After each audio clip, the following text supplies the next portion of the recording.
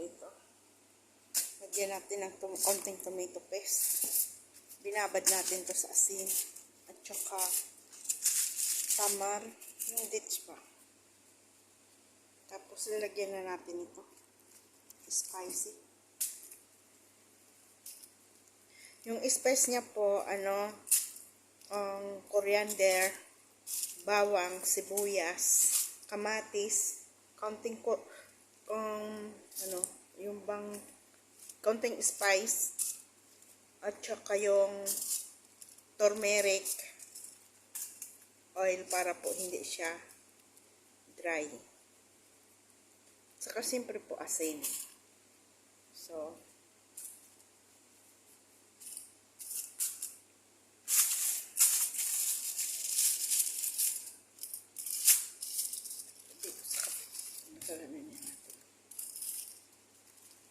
ito pong isa, spice at saka tamarind and dates para po sa babae. Ito po wala na siyang tomato paste. Ganun lang po siya.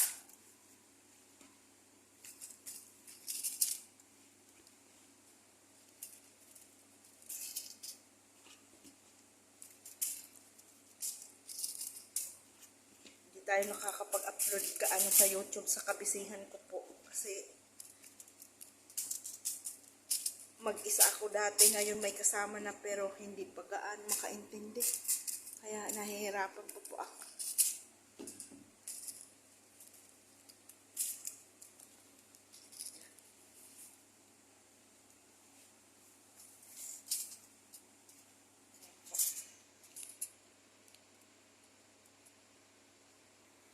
So, ayan, lalagyan na natin ng oil para po hindi siya dry. Bago po ilagay sa oven. Yung oven lang po natin to. Parang inihaw na lang din. Ayan. Nagpainit na po ako ng oven kaya po i-open na natin. Ayan. Gusto natin siya. At ito na rin po ang ating rice. Ayan.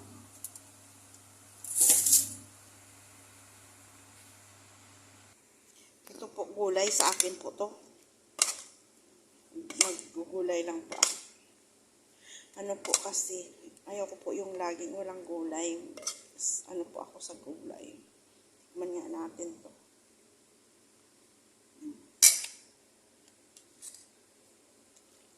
Diba? Pinagyan ko siya ng konting chili. Ayoko po yung maraming chili. Yung lasa lang ba.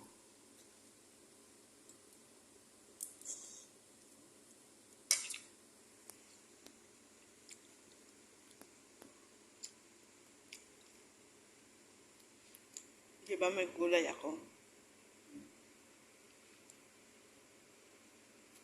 Gusto ko po ang gulay ay mahilig po ako sa gulay. Tayong tumatanda na nagkakaedad na, sa advice ko po para sa akin lang, sa sarili ko. Mas gugustuhin ko po yung palaging may gulay. Konting rice, maraming gulay.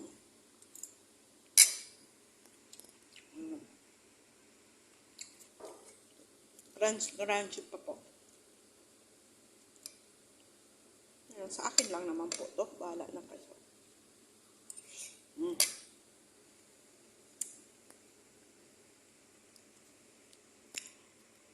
Yummy. Yummy. Ayan.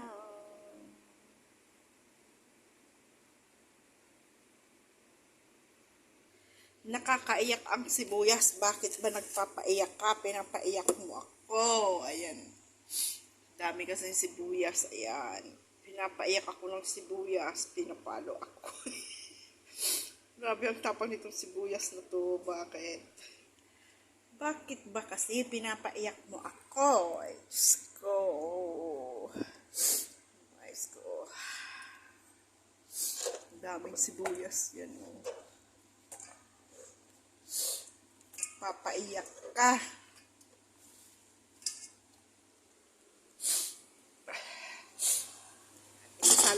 kita kasi pinapaiyak mo ako, isasalang na kita.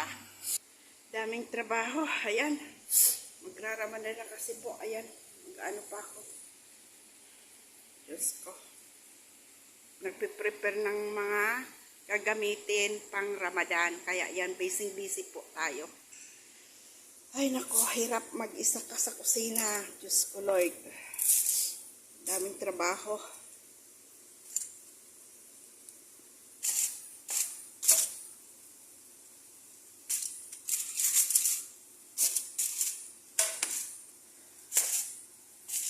Kaliwat kanan ang trabaho, mag-isa sa kusina. Abroad pa more.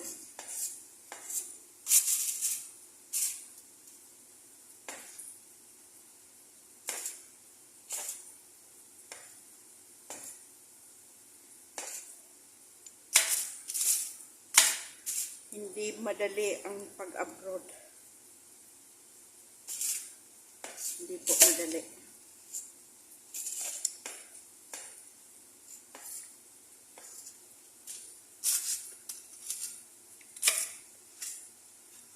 Sarap lang pag sumasahod na.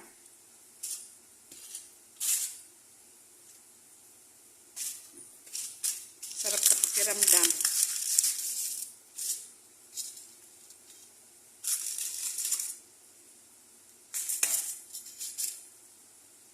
Ang kasarapan pag sumasahod na.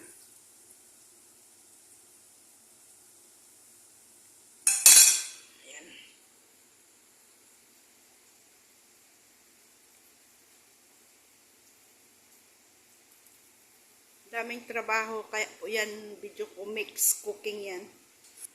Yan, binaliktad ko na po. Tapos babalik natin sa oven. Yan, niluluto natin yan. Tapos naghugas ng mga pinamili. Aba, yan patatas po, ito carrots. Ayan. Ito yung sibuyas niya. Ilalagay po natin siya dyan.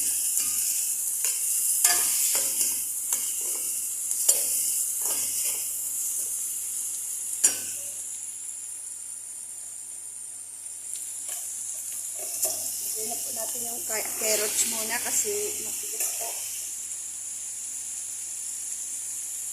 Naghapok na yung carrots. Lalagay na natin yung patatas.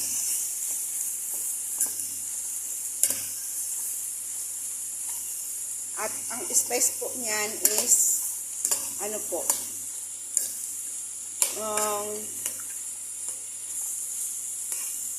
Curry powder, kaasin, mango pickles.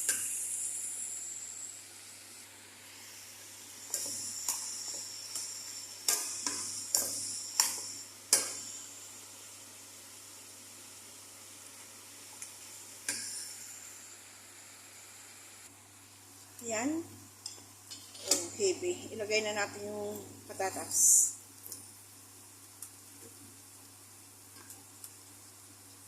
Si patatas.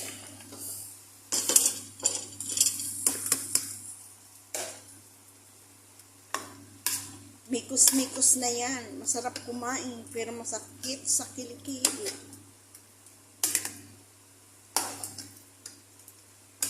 Gagawin po yan sambusak, butat. Para sa Ramadan.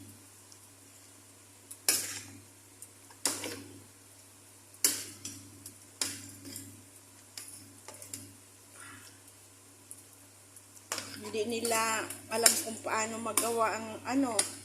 Ang alam na lang nila umuto, sunod-sunod ang trabaho, kaya abroad pa mo.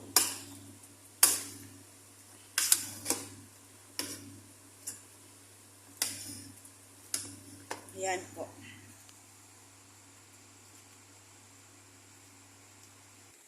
Ayan na po. Baliktad rin naman natin. Ganito lang po ang pagbaliktad nito. Easy lang. Hawakan mo ang dalawang ganito. Dalawang aluminum po yung kabilaan. Hindi siya magduduro. Ayan, ibaliktad natin dun sa sa oven. Now is 120.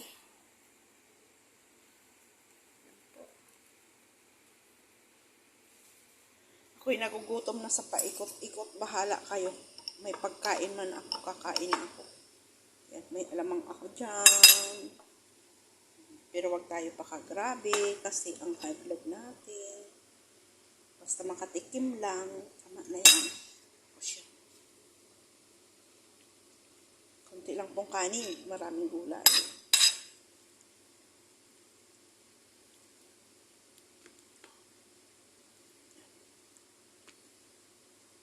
Sabaw-sabawan natin.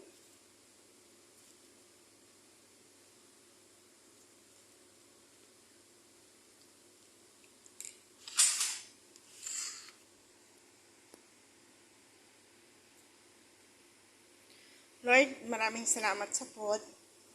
I-bless mo po itong food ko ngayon. Maraming salamat po. God bless you. Kain po tayo.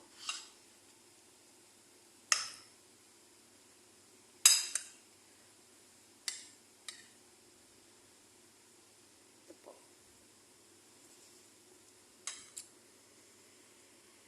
Yummy. Kain po tayo. Kain muna po ako.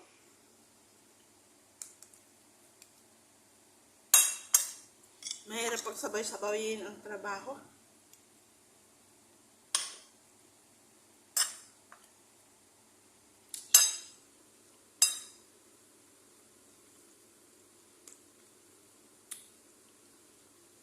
Mag-isa sa kusina.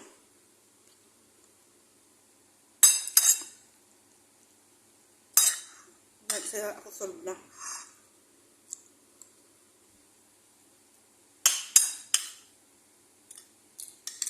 Kunting kanin, maraming gulay.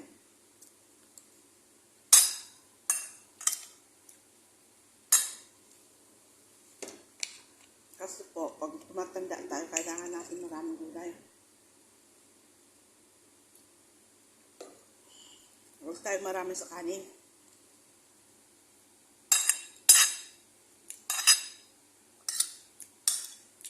Mahirap na magkasakit tayo.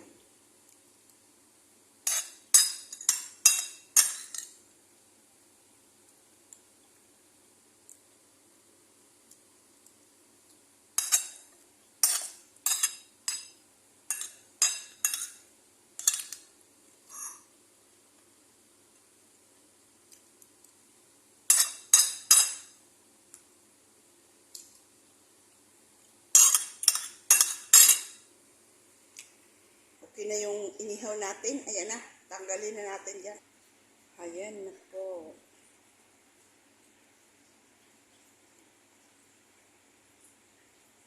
Done.